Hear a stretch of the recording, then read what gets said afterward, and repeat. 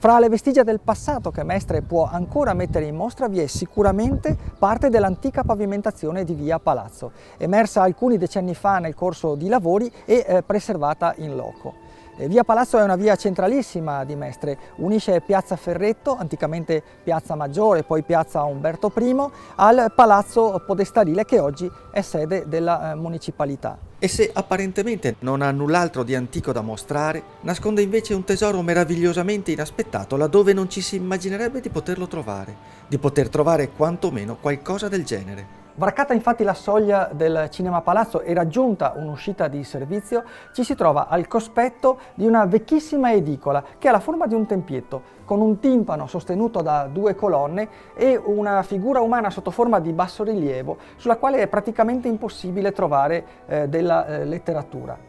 Quasi certamente si tratta di un santo, l'aureola ne tradisce la natura e il libro che regge in una mano suggerisce forse la figura di un evangelista. Di chi si tratta? Chi è il personaggio del capitello di via Palazzo e a quale epoca risale l'intera opera? Ecco che anche Mestre ha un suo piccolo segreto, un mistero che resta ancora tutto da svelare.